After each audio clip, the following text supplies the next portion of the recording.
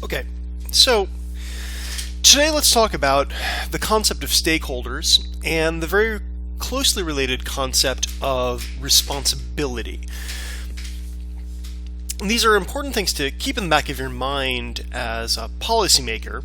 As I mentioned in class, the stakeholder idea, especially the terminology, has had a little bit of a weird career. It's really rooted in political and moral philosophy, but it has been elaborated primarily in business ethics. And the debate in business ethics that it's part of is the question of whether or not businesses have any obligation to anyone besides the folks they have contractual relationships with, like their suppliers or their employees, or to their owners, basically their shareholders. So the stakeholder theory for business was really part of an attempt to expand the notion of to whom firms in a market were responsible. But it's been re-imported into political theory, especially as part of monitoring and evaluation programs. And you can see how this would apply. After all, under at least one aspect, governments, NGOs, intergovernmental organizations are all just large organizations, right? The state might have some sort of identity as a political community, but it also has an identity as a large bureaucratic organization.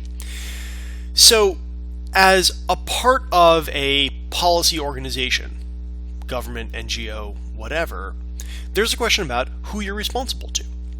Are you responsible, for instance, only to the members of your political community? Right? Is the American government responsible only to Americans? We'll come back to that specific question when we talk about nationalism down the line, but it's worth previewing here. And there are even questions like, is the American government, is this particular administration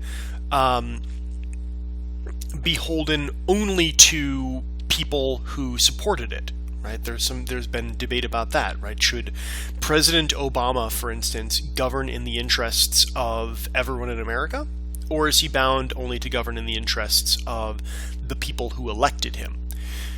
Now, if you are thinking purely in instrumental terms, for instance, it's going to turn out that he probably only needs to care about the people who elected him. Or at least he especially doesn't need to care about people who there was no chance he was going to be able to get them to support him. But for a lot of folks, that seems like it's quite clearly a morally problematic stance to take as a policymaker in the position he's in. So what we're going to talk about today is a brief overview of some of the questions that arise when you're trying to figure out to whom you ought to be responsible. Okay, so some of the big questions. Lots of people, this is the fundamental question, lots of people are affected by any policy decision. Any policy decision you make is going to have an impact on huge numbers of people. I mean, there are small ones, right? But the important point is especially it's going to have an impact on people well beyond the immediate scope of the decision. So, especially if you consider the impact of not having done something other than what you did. When you make a decision, people who are directly implicated in it, of course, will be impacted, but also people who you might have helped that you didn't. As I mentioned before, any policy decision involves the application of resources and money. So anyone who might otherwise have been helped by the money that you instead spent on your particular policy, and there's all sorts of indirect effects as well. So, for instance, if we're talking about a business, if the business comes up with a better product than its competitors, the competitor is likely to be harmed. So the scope of who's affected is pretty wide, and you might reasonably ask, well, look, do we have to take care of all of these people? Do we have to be concerned with everyone who is going to be impacted by your decision? Or is there some way we can talk meaningfully about restricting the scope of who you need to who you need to pay attention to. On the flip side, when someone walks up to you and says, look, there's all sorts of people who are affected by your policy decisions, you got to really be concerned about all of them. Phrased one way, that can sound pretty plausible, right? If someone is going to be harmed by your decision, then it makes sense that you at least need to take into account that harm. Maybe it's overridden by something else. Maybe you ultimately have to say, well, we have to do this even though someone's going to be harmed. But it seems at least plausible that you need to consider that harm.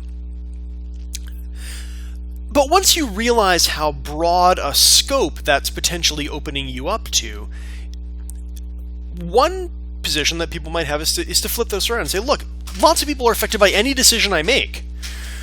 Why do I have to care about any of them? Why should the default be that I need to be morally concerned with everyone who is touched by the decisions I make, policymaker or otherwise, rather than saying the default is I get to do what I want, and only if I am breaking some specific rule do I have to be concerned. This would be much closer to the shareholder theory in business ethics, that business in general doesn't have to care about anybody except its own profits. The only exceptions are when it's bound by contract or the special relationship that it has with its shareholders that it needs to seek their benefits.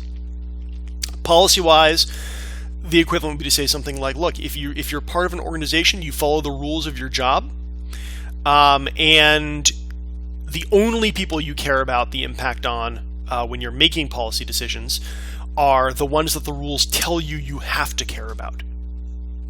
So, one of the deeper questions that comes out of this tension between the plausibility of saying that, well, man, maybe you ought to be concerned about everyone who's touched by your decision, versus the also some plausibility to the idea that, well, why do you need to be concerned about anyone except those that you have some special reason to be concerned about, is the question of whether or not it's possible to make moral sense of organizations that have specific interests and obligations. And here's what I mean by this kind of problem. Let's say that you are some sort of mid-level official with the Environmental Protection Agency. Okay? That organization has a specific mission: protect the environment. There's a lot of contestation about what that means and how far it should go and yada yada, but your job is to protect the environment.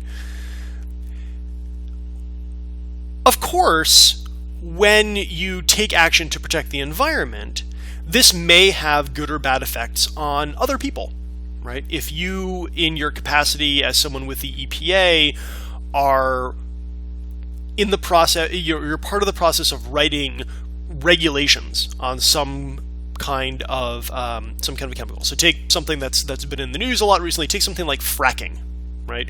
You're in the business of writing regulations on what kinds of chemicals will be usable for fracking processes. The main people implicated in this are going to be, whoever is, regulated by whoever is using the stuff. And they'll be impacted both positively and negatively. Probably regulations, other things equal, probably going to make it harder for the companies doing it, because if it were already environmentally safe to do the cheapest thing, they probably would already be doing the environmentally safe thing. So you're probably somewhere between no impact on the businesses doing it because they're already doing the thing that's environmentally safe, or having some kind of negative impact on them. But you might reasonably ask, look, your negative impact is going to be economic. So as a member of the EPA, on the one hand, it seems plausible to say your job is not to worry about the economics, right? Your job is to worry about the environmental protection. Maybe there's some limit beyond which there's a reasonability constraint, right? You don't protect the environment at all costs. But largely you focus on the environment, you don't worry as much about the economic costs. But from a broader perspective in society, this can seem a little bit weird, right? We might reasonably ask, why would you focus on the environment specifically, put your thumb on the scale for the environment, rather than just asking, what is the overall benefit to the world? Maybe it turns out that protecting the environment is the overall benefit to the world, but that's not the decision you're making. You're putting your thumb on the scale for the environment. So, in part, the question is, if we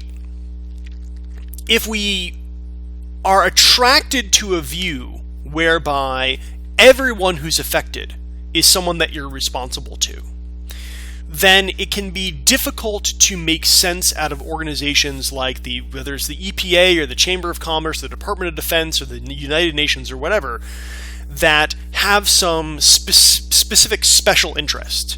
It would seem that every organization, ought to be only making decisions about what is for the overall good, and that sort of degrades their identity as specific organizations. Maybe that's good, maybe that's bad, but it's weird, at least, to accept that. Okay, let's step back though. What are stakeholders? The broadest definition, and Miles and Friedman go through, I think, roughly 1.2 million definitions that have come up in the literature in their book. Don't sweat their taxonomy in detail. They have a mania for classification. They make some important distinctions, but I wouldn't really worry too much about remembering, what stakeholder theories are in class 1A versus class 1B. But the broadest definition, and the one that has a lot of currency in the literature, is anyone who can affect or is affected by the decision that you're going to make, or by the organization that you're part of. This is a version of the very broad concept of who you're responsible to. If you affect someone by your action, well, you're responsible for their interests to some extent, at least. And for a lot of decisions, that's going to be pretty much everyone, especially when you consider the money aspect of things, right? If you spend $100,000 on researching anti-bullying strategies in Indianapolis, that might seem pretty narrow, but that $100,000 is affecting me all the way over here in Baltimore, just a teeny little bit, because it's not money. It's money that didn't go to something that would affect me, that would benefit me personally. So there's or even someone in Bangladesh, right? It's $100,000 that you didn't, for instance, contribute to economic aid for Bangladesh, right? So every policy action on this is going to look like it affects probably everybody, probably everyone in the world, but if only a teeny bit for a lot of people. Okay. Within that, we might want to try to make some distinctions, though, because most versions of stakeholder theory are some kind of version of this idea that you need to take into account the effects, the impact on anyone who could affect your decision and anyone who's affected by your decision. And that's really broad if we just leave it at that. So the first is, we probably want to make a moral distinction between people who can affect the decision and people who are affected by the decision. There are lots of people who, first of all, plenty of people might be both people who affect your decision and people who are affected by your decision. So if you are a policymaker in the Social Security Administration, all of your subordinate employees are both people who are affected by whatever decision you make about whatever policy you're going to do. But there are also people who can affect it, right? They can go through channels, they can protest, they can work to rule, so they're both. And lots of stakeholders are going to be both. Citizens of a democracy are typically going to be both, people who are affected by a decision and people who can affect it. Not everyone will be both, however. So, or at least not under their main aspect. So for instance, one thing that Miles and Friedman talk about a lot is activists on behalf of some particular cause. Qua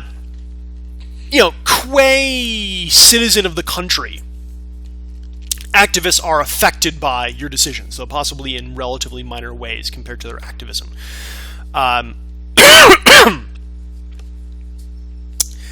So if I write to the American government on behalf of Amnesty International, asking them to repeal to the federal government, right? If I write to the governor of Maryland, asking him to repeal the death penalty in Maryland, I can affect his decision making because I can link up with other activists who are anti-death penalty activists. I'm affected affected by it as a citizen of Maryland, but only in a really minor way. I am not likely to be facing the death penalty anytime soon, nor is anyone that I know personally or care about. I'm affected in really minor ways, like the tax cost of paying for this.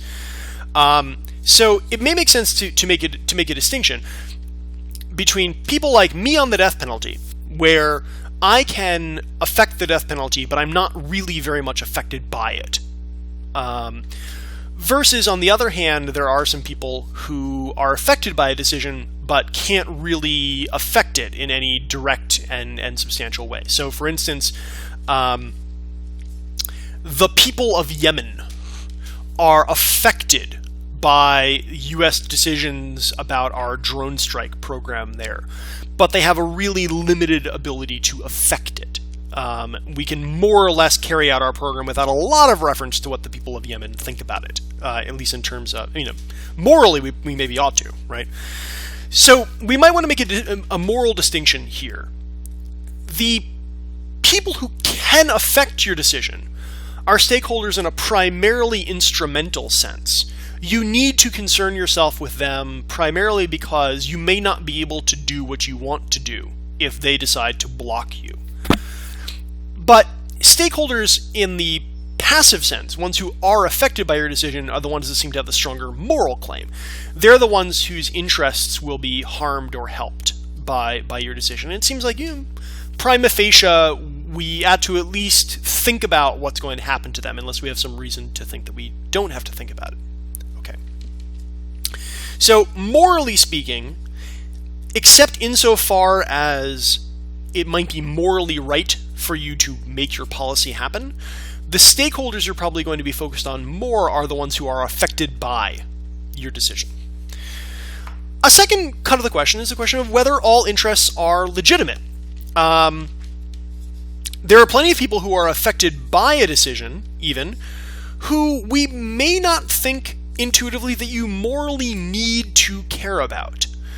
So, to go back to the death penalty example, one of the very common arguments against the death penalty is the possibility of executing innocent people.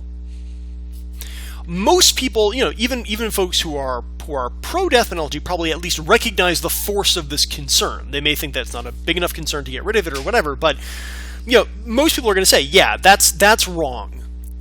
Executing innocent people is bad. And other things equal, we ought to at least be concerned in our policies to make policies where that doesn't happen or it happens a minimal amount. On the other hand, many people don't think that guilty people, folks guilty of something that they get the death penalty for, are a stakeholder in the morally relevant sense. People who have committed a crime that carries the death penalty and are about to be executed, they are of course affected by your policy on the death penalty. But a lot of people would say, yes, but they're not people who we morally need to concern ourselves about. Many people would not take it as an argument against the death penalty to say, yes, but this is really bad for people who have murdered someone. That a lot of people would not consider them legitimate stakeholders. And there are all sorts of other less extreme examples of this. So, for instance, in the business case, the fact that my competitor is harmed if I come up with a better product, many people would say, well, yes, of course they are affected by you coming up with a better product, but they don't have any legitimate claim that you'd be concerned with their well-being on that count. Another kind of question that comes up, so one question is, are there different kinds of stakeholders that we need to take different kind of moral concern with? Second question is, of the people who are affected, does everyone have a legitimate claim that you care about them? And it seems like probably we're going to say that at least some people do not, in fact, have legitimate claims that we care about them. Whether it's because they've brought it on themselves, they violated some rule, they're outside our moral community, or whatever. We can talk more about where we might make that cut.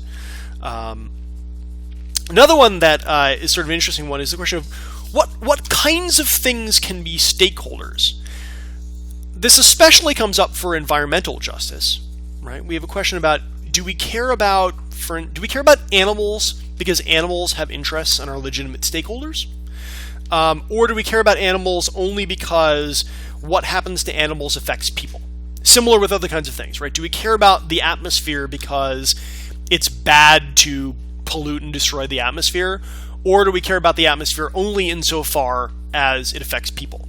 And you can see, especially in environmental things, how this might make a difference. So, for instance, if good climate change mitigation technology becomes available, if we have the right kind of technology to continue to grow food in a greatly changed climate, for people to live well and deal with flooding or extreme weather or whatever other kinds of effects there are, then if all you're concerned about with is people, you might say, well, all right, we don't need to care about the environment that much. On the other hand, if you think that the Earth, in some sense, has its own interests, you might say, no, even if people could perfectly adapt to a changed environment, we ought to be concerned with the environment. Less metaphysically, you might want to consider whether or not things like future generations are stakeholders. People who are not alive yet. Does it matter? Do you have to concern yourself with the effects of your decision on people who are not alive yet? And we do, in fact, get to see a cute picture of my daughter and me as I take my screensaver off. We do, in fact, in policy discussions, often treat groups like that as if they're irrelevant. So a lot of the deficit discussions in the United States center on the sort of polemical point of, well, look, if you don't do something about the deficit, you are saddling future generations, our grandchildren, with the costs of current spending. Okay. And there also might be different kinds of duties and obligations we have to people. The mere fact that we say you have to take someone's interests and well-being into account doesn't automatically tell you exactly to what extent you have to do that. And there's at least 3 different options that you might have. One is that you might have a contractual obligation to them. You need to take account of them, but a contractual obligation would be you need to take account of them only to the extent that your contract specifies. So this is the relationship that traditional business theory thinks the firm has with, say, its employees, right? Yeah, the firm has to care about its employees. It can't just completely wreck them. But the rules for what it needs to do when it cares about them is basically, well, it needs to follow the contract. It needs to, pay them the wages it said it would pay them and take over whatever safety features it said it would have and that sort of thing. So one way in which you might care is you might say, yes, we care, but we care to the extent that we have a contract. A different kind of way, and this is characteristic in traditional business theory of the relationship that a firm has to its shareholders, is a fiduciary duty. This is where you actively need to look out for the interests of the person, beyond any contract that you might have. This is sort of the strongest version of things. And this is what a lot of people mean when they talk about stakeholders, that this is some group whose interests we need to actively look out for and protect beyond any contract that we have. And then a third kind of option, and this is the Kantian option in Miles and Friedman, is that we have obligations of what you might call moral decency. So for a Kantian, I have a limited duty of beneficence. I should help people out some of the time. It's what Kant calls an imperfect duty. But my perfect duties, the really strict ones, are really duties of moral decency. They're not just contractual duties. I have to follow them even if I don't have any explicit agreement with someone. But they're also not that I need to comprehensively look out for someone's interests. When Kant talks about treating people as ends in themselves, most Kantians read this as a need to treat everyone with some basic moral decency.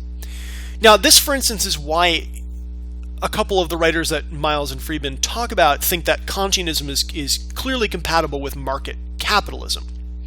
Because the idea is that if I engage in some sort of market relationship with someone, I may not be promoting their interests Hopefully, if the market's working well, actually everyone turns out better off for market transactions, but I don't really need to care about that.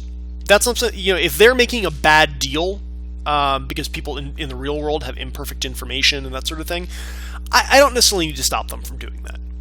What I owe them is a certain kind of moral decency. I can't treat them merely as a means to me getting what I want. They can be a means to me getting what I want, just not only a means to me getting what I want.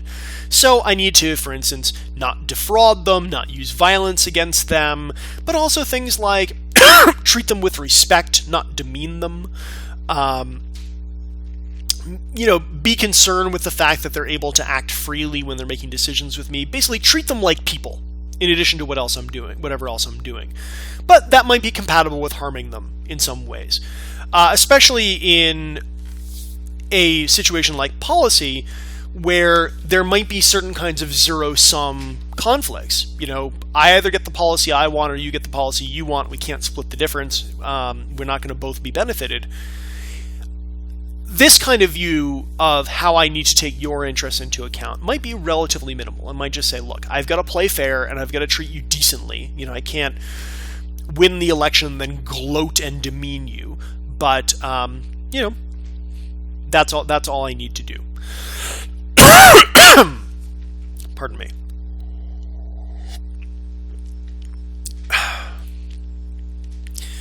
Closely connected to this issue of responsibility is the question of harm.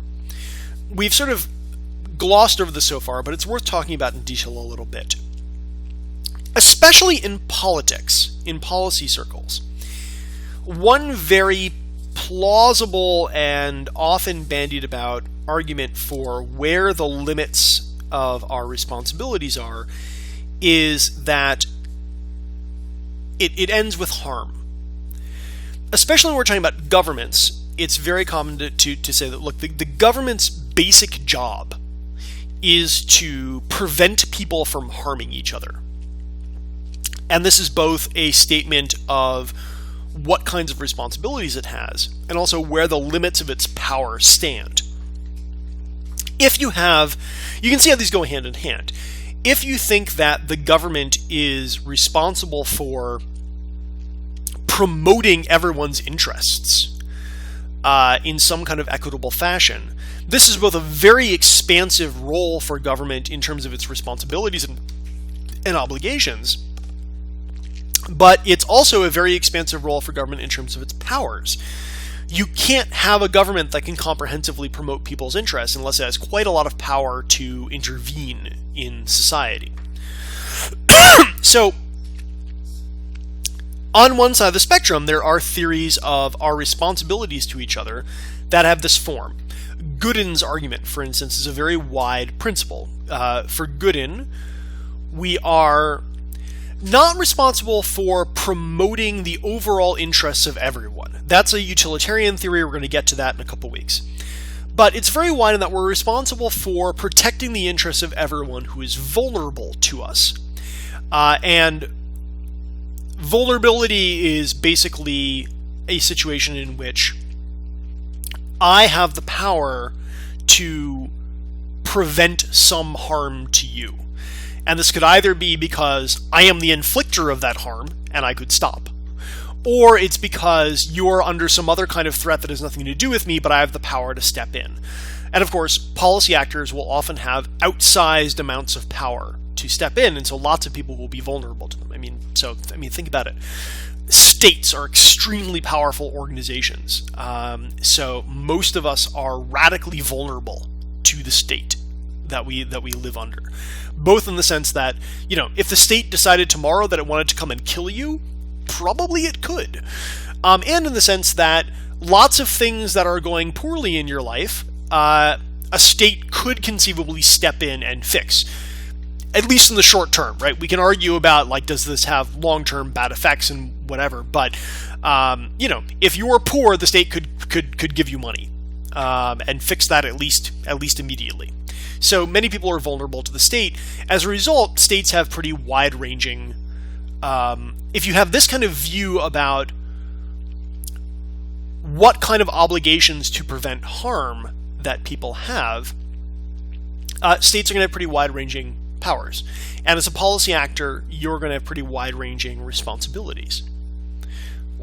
Just as a person, you're going to have pretty wide-ranging responsibilities. On the other hand, we might take a narrower principle. For instance, Mill's version of what he calls the harm principle.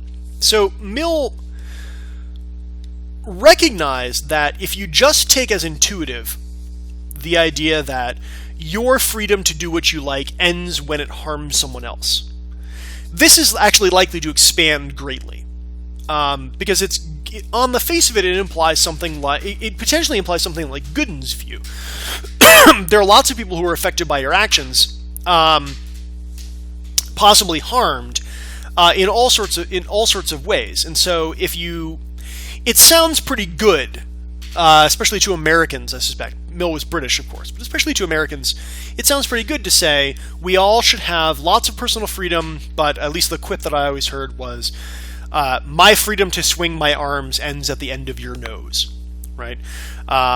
My freedom to do what I want is limited when it starts to hurt somebody else.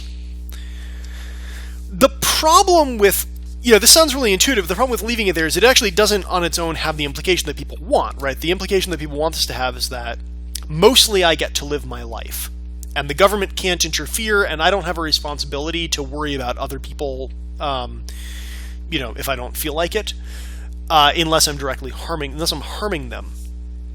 The problem is that there are lots of things that defenders of this principle would like to be protected by it, that it's not clear that they are. So, for instance,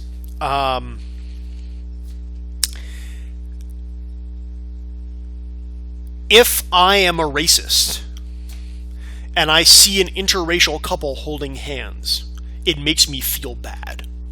I get angry and annoyed. Well, that's a harm, right? I'm harmed by this interracial couple holding hands. So if we don't say anything more, it seems like the harm principle I would get to say, no, you guys, no interracial couples, because, it hurts my feelings.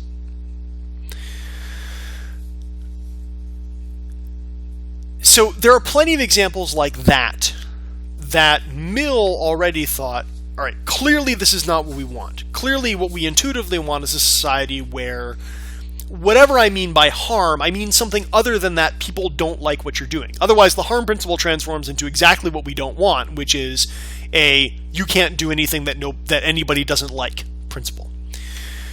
At the same time, you don't want to just say something like, well, all right, let's take the punching in the nose thing seriously and say it has to be some kind of like real direct causal harm. And maybe even physical, right? Because, of course, it is a causal harm when the interracial couple is hanging out in front of the racist.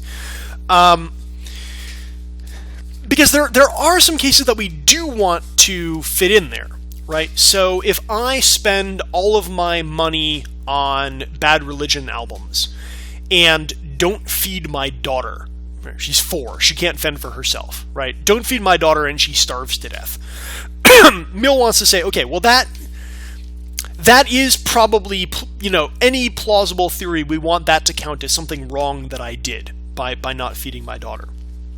So what Mill comes up with, the last thing is, you got to finesse it, because at the same time, Mill doesn't want to say that if I spend a bunch of money on Bad Religion albums that I could have spent on, buying nice things for you, right? You're worse off because I didn't do that. Or even something like if I spend a lot of money on Bad Religion albums, I feed my daughter, but someone else's daughter starves because I could have given them the money, but I didn't. I spent it on myself. That's the sort of thing that Mill wants to say we're not responsible for in the same way, and that seems intuitively plausible. So Mill's principle is to say that we are responsible only for distinct and assignable harms. And this is a principle that is very much tied to modern libertarianism. The idea is that you're responsible only to harms that you are a real, direct, physical cause of, or to harms that you have some special, voluntarily undertaken obligation to do. So the reason why I am responsible if I don't feed my daughter is that I chose to have a daughter. And now she is assignable to me. She's not just anyone's daughter, she's my daughter. That's why I have a special responsibility. Now, this is this sounds pretty plausible in a lot of ways, but note that this is a reasonably hardcore kind of doctrine on this.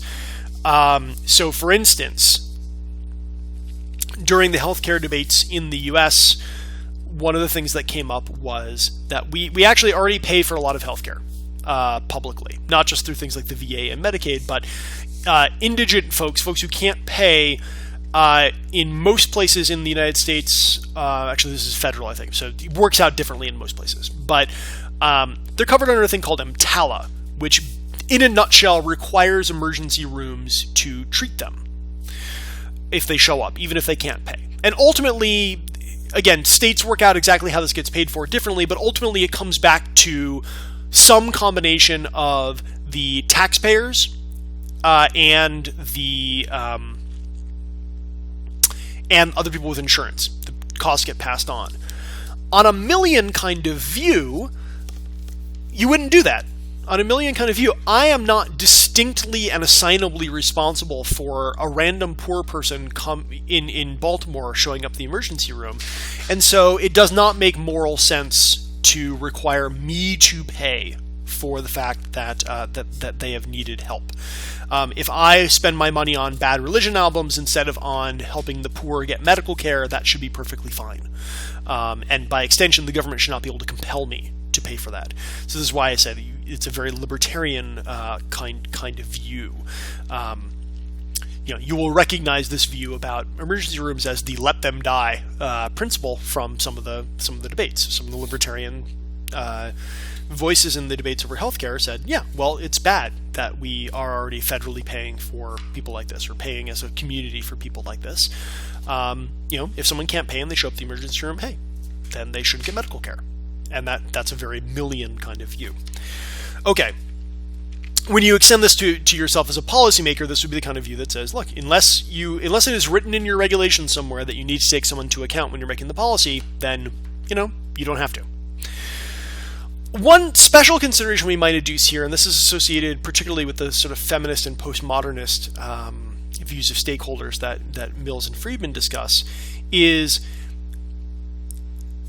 it might make sense for us to talk about a special concern that you need to have for the relatively powerless and marginalized in society. Especially as a policymaker, a lot of people intuitively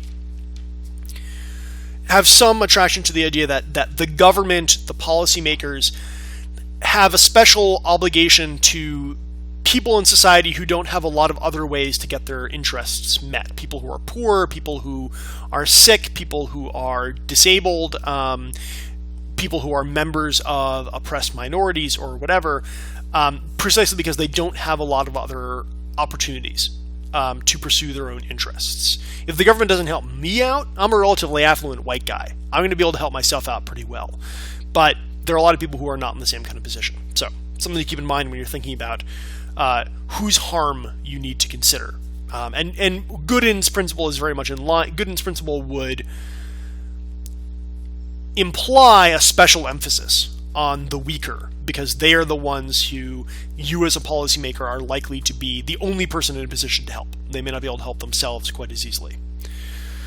Okay, last theoretical bit is, when we think about this, it's worth keeping in mind that we might want to have a two-level theory about who you need to be concerned with as stakeholders. On the micro level, as an individual in a policy organization, this goes back to the role obligations. Maybe you only need to concern yourself with the rules of the game, with the rules of your role. And there's a number of reasons for this, right? You might have contractual obligations to follow them. And there might also be inherent moral weight to reasonable expectations that people have, right? So one of the things that people have adduced in favor of a shareholder view for businesses, right? The view that businesses should not be concerned with the overall good of society, but concerned with the good of the people who have stock in them, is that if I buy stock in a company, the argument goes, I have a reasonable expectation that the company is going to govern itself in line with increasing my stock value, not with pursuing some other social good, right? Because that's the implicit idea, right? That's what I'm expecting.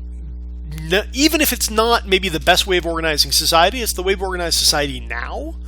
So it would be a sort of potentially immoral surprise for the Honda Corporation to say, you know what, we could have made a lot of money this year, but instead we decided to give it all away to charity. Right. At the macro level, though, we might be asking, well, are these good rules? And this goes back to Applebaum's concern about how do we justify certain kinds of roles.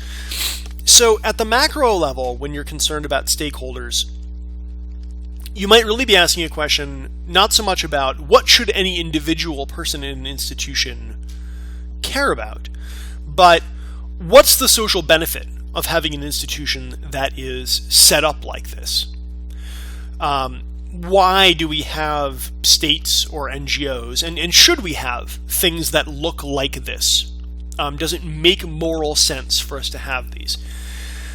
One thing that can be helpful about splitting the micro and macro levels apart, at least theoretically, is that it can help us make a little bit more sense out of some of our very common intuitions. So a lot of people both have the intuition that it's asking too much to ask some random member of the GAO to concern themselves with how their decision will make an impact on all sorts of people who are not directly within their scope of interest, right? But at the same time, feel the pull of the idea that, well, but we really should care about everyone who's impacted by something. So it may be that the way to deal with this is to assign these different concerns to different levels of questioning. When we are talking about what kind of institutions ought we to have, we're asking a question about how does it affect everyone who can be touched by this institution, what Rawls calls the basic structure of society. But when we're asking, what should I, member of the GAO, I, manager of the Honda Motor Corporation, I, professor in the School of Public Policy, what should I do? Our obligations are really to the rules of the game, as long as the game we're playing is one that is socially beneficial. So this is essentially the kind of view that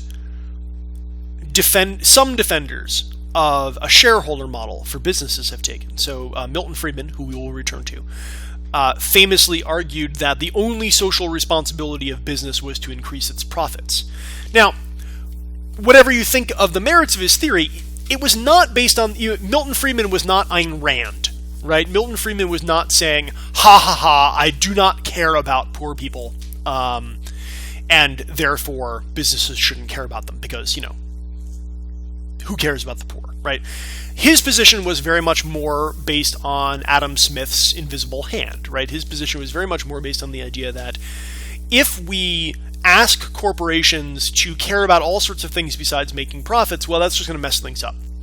But if we allow them to just do their job, which is make profits, the way they make profits is by making products that people want at a good price, and people are benefited by having products they want at a good price, and yada yada yada, then in fact everyone will be better off. So essentially, this is a version of the argument that says at the macro level, it's a great thing for everyone in society that we have profit-maximizing corporations. And that entails that at the micro level, if you're part of the corporation, what you ought to do is maximize profit, not do something else. So one way that it can be helpful to prize apart different kinds of stakeholder obligations would be to ask, well, what level are we really asking this question at? Are we asking the question, if you're asking the question of very high-level policymakers who have the ability to influence the shape of their institution, they might have to take more account of macro-level questions about basically, are the rules of the game good? Should the EPA be organized in this way, or whatever? For folks lower down the food chain, their questions might be more dominated by what do the rules of my role require me to do, as long as their role is not so badly dysfunctional that they have reasons to break out of it, and then you can go back to Applebaum and worry about it that way. So keep in mind there's two levels of asking this question of who we should be responsible to.